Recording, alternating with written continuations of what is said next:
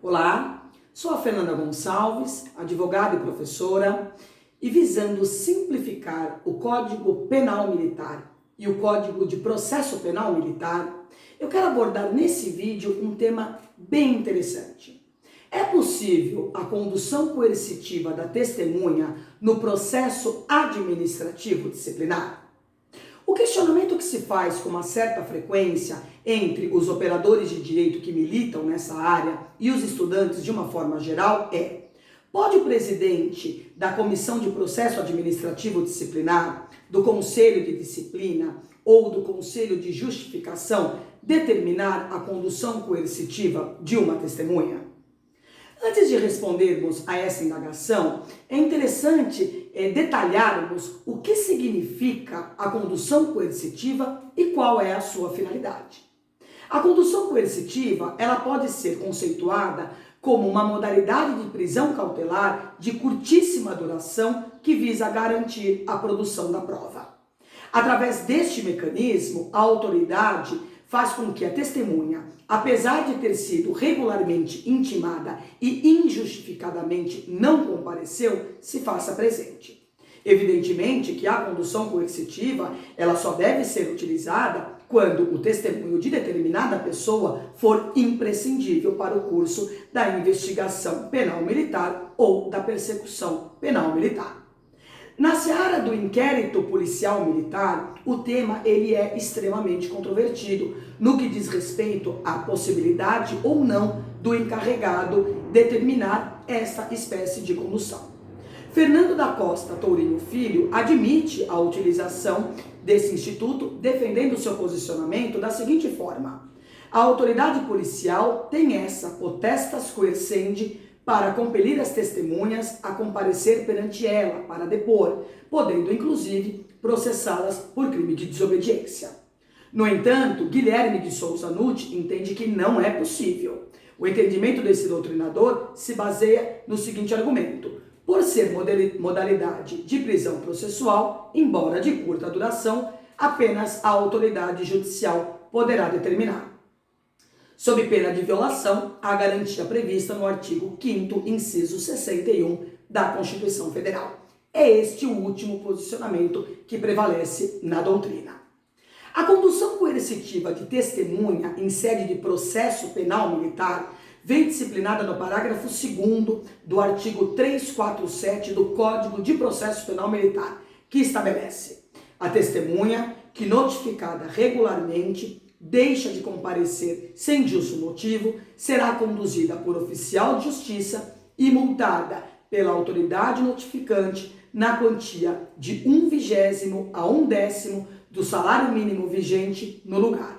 Havendo recusa ou resistência à condução, o juiz poderá impor-lhe prisão até 15 dias, sem prejuízo do processo penal por crime de desobediência. É importante mencionar que a parte final desse dispositivo legal, qual seja a que prevê a pena de prisão de 15 dias, não foi recepcionada pela nova ordem constitucional. Dessa forma, as consequências para a testemunha que devidamente intimada não comparece e não justifica a sua ausência é condução coercitiva, pagamento de multa e responsabilização por crime de desobediência. Agora que nós já sabemos o que é a condução coercitiva, a pergunta que se faz é: este instrumento pode ser utilizado em sede administrativa?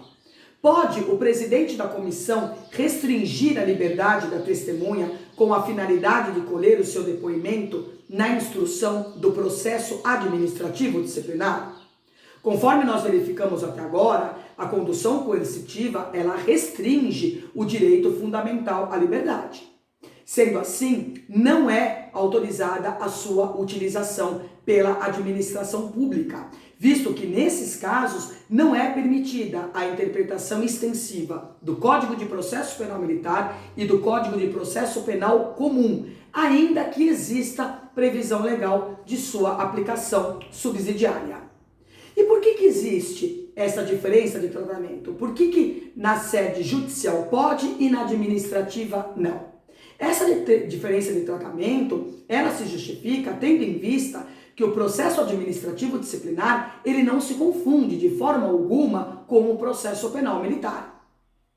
Neste último, as partes são o Estado juiz, que irá promover a ação penal militar por iniciativa exclusiva do titular da ação penal, que é o Ministério Público, e o réu, que é o militar acusado de violar a lei penal militar. Já no processo administrativo disciplinar, as partes são a administração disciplinar, que promove de ofício ou a requerimento do interessado o seu respectivo processo, e o militar faltoso. Nesses casos, não há intervenção da justiça em obediência ao princípio de independência de instâncias.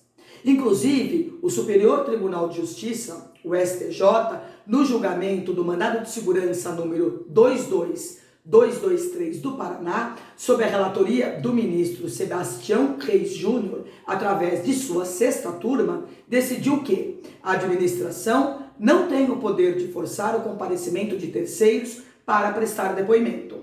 A condução coercitiva é um instituto predominantemente processual, não sendo extensível ao processo administrativo disciplinar. Portanto, se a autoridade competente do processo administrativo disciplinar militar determinar a condução coercitiva de qualquer testemunha, estará incorrendo em evidente abuso de poder, estando autorizado o manuseio do habeas corpus, visto que, sendo esta uma medida restritiva de liberdade, este é o remédio heróico cabível nesses casos. Mas a pergunta que se faz é: o que pode fazer o presidente da comissão diante da testemunha faltosa? A testemunha que ela é regularmente intimada e ela não comparece, ela pode simplesmente não comparecer e não decorre nenhuma consequência deste seu ato?